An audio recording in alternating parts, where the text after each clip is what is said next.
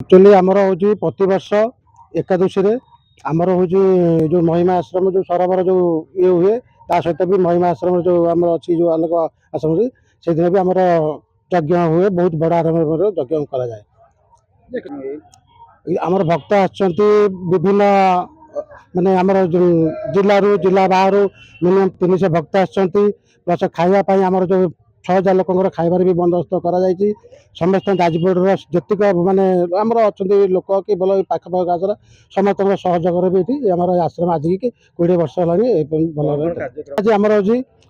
ध्वनि कार्यक्रम गोटे सकाल भोर 5टा जाइए। सेकेंड है जो मैंने जो बाहर भजन संध्या भी हूँ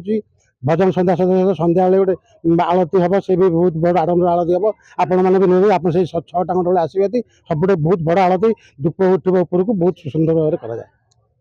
केते जो बाबा बकलधारी बाबा आछंती 7 जन और भक्त आछंती 300 जन। अवधूत सुशांत बाबा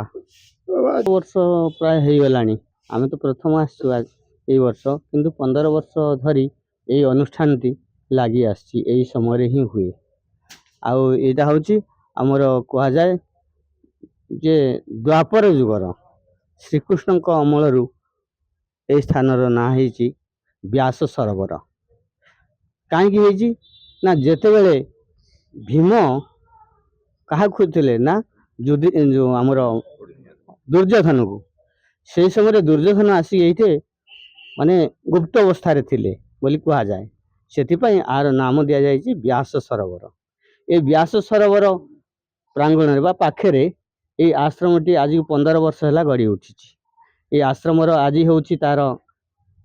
जन्म दिवस बोली कह जाए बा उत्सव दिन आज से यही स्थान आज भगत जगत समस्ते बाबा महोदय माने समस्ते आसिक यही स्थान उपस्थित होती यज्ञ कार्य चली एमती चलो 7-8 दिन बोधे चलो यज्ञ 3 दिन आई परिस्थिति आम बाबा महोदय माने समस्ते आसछंती बापा माने समस्ते छिड़ा होती महाप्रभु को जनाऊँ